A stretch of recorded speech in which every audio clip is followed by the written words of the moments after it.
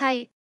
Welcome back to Braille's channel. Nagbabalik po tayong muli para sa pahabol na payout updates para sa buwan ng Pebrero at sa unang linggo ng March. Kung naghihintay ka pa rin ng iyong social pension, ay baka isa na po ang inyong lugar sa ating mababanggit. Kung kailan at saan ang nasabing payout ay yan po ang ating ibabahagi. But before po tayo mag-start sa ating topic, kung bago ka pa lang sa aking channel, please do kindly subscribe, like and share na din sa ating mga Brillis kaibigan, channel. kaanak, o kapwa po natin Subscribe, pensioners, at Brillis please channel. do share na din po sa ating mga Subscribe, social media Brillis accounts channel. para mas marami pa ang makaalam. Subscribe, With no Brillis further channel. ado, let's begin na po sa ating topic. Subscribe, Brillis channel. The latest news. Wow, ang dami ulit. 3,000 pesos National Social Pension payout updates para sa schedule from February 24 hanggang sa March 6 of year 2025. Saan kaya ang mga ito? Ang buong detalye alamin, narito na po ang mga nagpahabol ng payout schedule para sa February at sa unang linggo ng March. Ang lahat ng mababanggit ay makakatanggap ng para sa first quarter ng taon amounting to 3,000 pesos. Simulan po natin sa probinsya ng Barangay Yapak, Malay, Aklan. Nakaschedule na po ang inyong payout this February 24 na gaganapin sa Yapak Sports and Cultural Center na mag-start ng 8 to 11 ng umaga.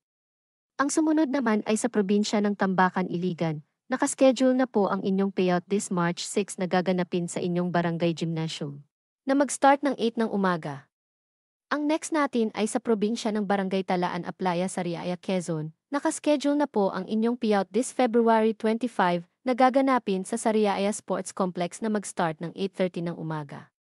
Ang sumunod naman ay sa probinsya ng Barangay Argao, Malay, Aklan. Nakaschedule na po ang inyong payout this February 25 na gaganapin sa Argao Covered Court na mag-start ng 1 to 4 ng hapon.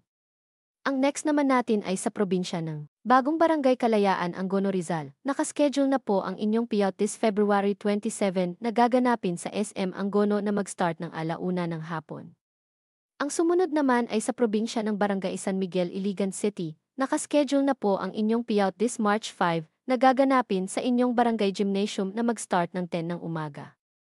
Ang next naman ay sa probinsya ng Barangay Balabag, Malay, Aklan. Nakaschedule na po ang inyong payout this February 24.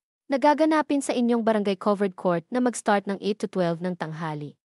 Ang next natin ay sa probinsya ng Corella, Bohol. Nakaschedule na po ang inyong payout this February 27 na gaganapin sa bawat barangay hall na mag-start ng 8:30 to 4:45 ng hapon. Kabilang dito ang Barangay Kanangkaan, Pandol, Kanapnapan, Kankatak, Poblasyon, Tande, Anislag at Barangay Sambo.